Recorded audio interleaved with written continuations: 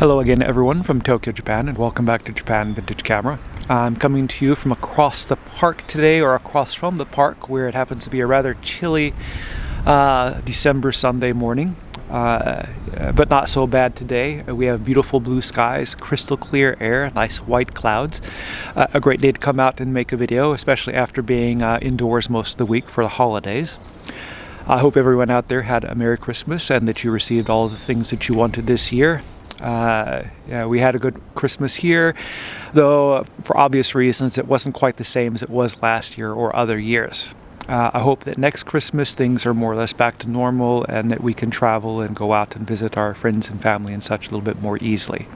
Anyway, we'll go ahead and get started on the subject of today's video, and it's going to be another Yashica camera, a Yashica Electro 35. And this particular one is the Electro 35 GX, which is one of the less common Yashica Electro 35 cameras. And I think it was one of the less common cameras because it was the most expensive one which Yashica produced. Maybe a bit out of the price range for a lot of people in those days.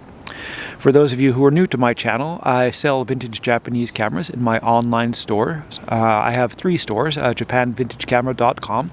I have an Etsy store, which is also called Japan Vintage Camera, and I have an eBay store as well. So if you're interested in buying this camera or another vintage Japanese camera, please visit one of my stores. I'll post links to my stores in the description below the video. As it happens, this camera is listed for sale right now, so if you want it, you better go ahead and grab it before someone else does. Anyway, the Yashica Electro 35 GX was one of the last of the Electro 35 cameras produced, and one of the, not one of the more popular ones, obviously, because when this camera was introduced in the early mid-70s, that was kind of a time of, I guess, economic hardship around the world. We had recession and Arab oil embargo and a lot of other things, and the sales of all kinds of goods decreased. And kind of a difficult time for a lot of people and a lot of companies as well, and for this particular camera, which is kind of a shame because it was far and away the best of the Electro 35 series cameras built. The original Electro 35 was introduced in the mid-1960s and was kind of a runaway success for Yashica, and it made a huge difference in the size of the company and just the sheer number of cameras and things which were produced. They produced so many that they opened a second factory in Hong Kong, and in order to meet the demand around the world. I often have people ask me if the cameras I'm selling were made in Hong Kong or Japan. Here in Japan, they never imported any of these Hong Kong cameras, and they're extremely rare here. So for obvious reasons, I only sell the Japanese-made ones. The original Electro 35 was quite a popular seller, and popular enough that Yashica based a few other models on that basic design. The first of the new models which came out was the Yashica CC, which was a compact version with a wide-angle 35mm lens. And then a couple of later versions, the GL and GX like this one, were produced. The GL was kind of an improvement on the Electro 35, the classic design, whereas the GX was kind of an improvement on the CC design, the more compact design. And then finally they produced a very small camera called the Electro 35 MC, which was the smallest of the cameras with, I believe, like a 38mm f2.8 lens, something like that.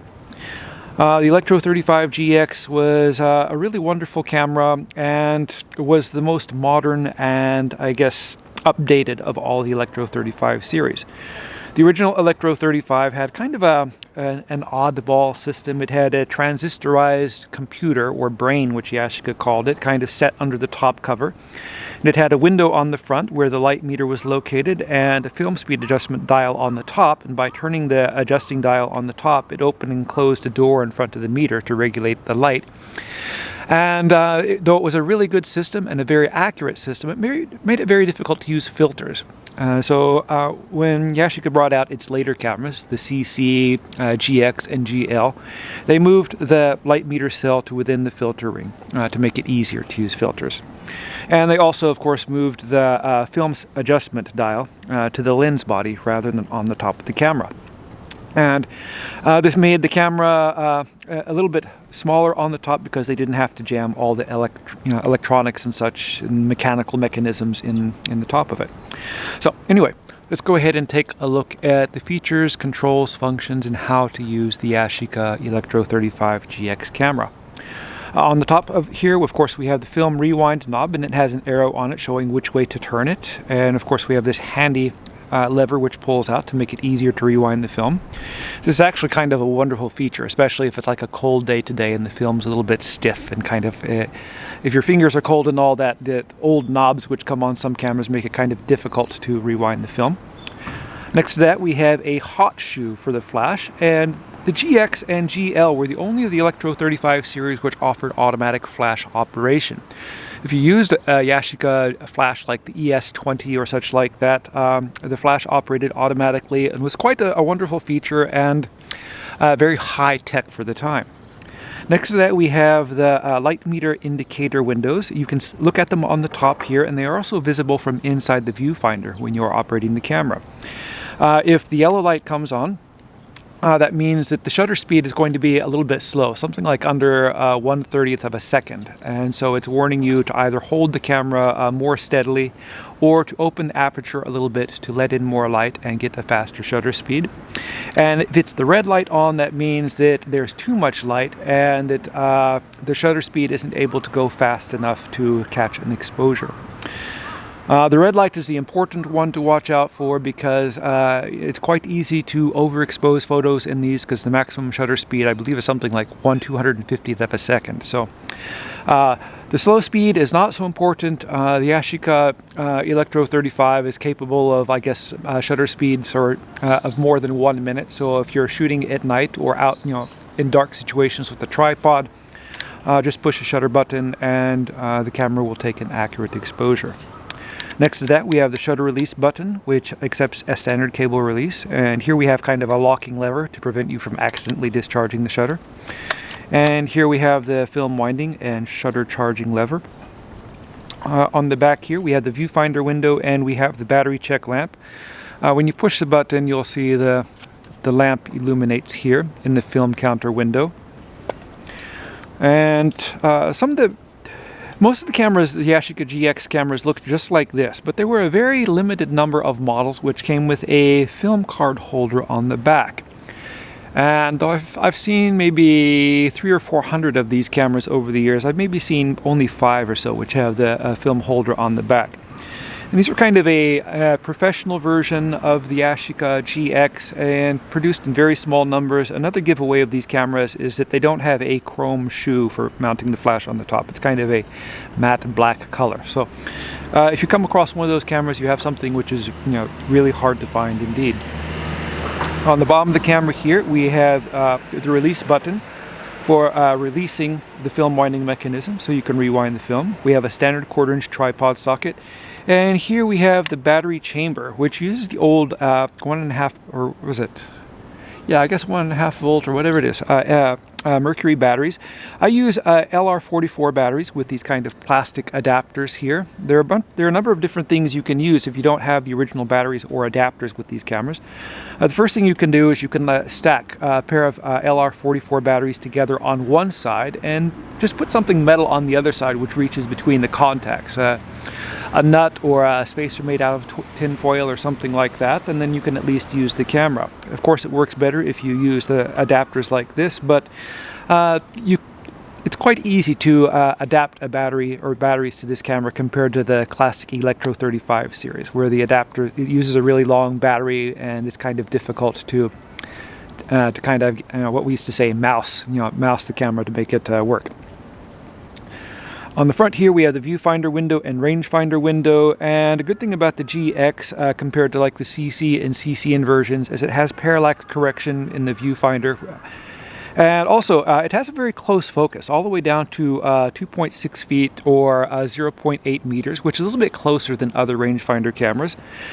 I do believe that they made accessory lenses for this, what they call the telewide kit, and also a close-up kit. I've had these for this camera in the past, the GX, but these are very rare accessories, and sometimes I find them, but yeah, I haven't come across any of them in a couple of years.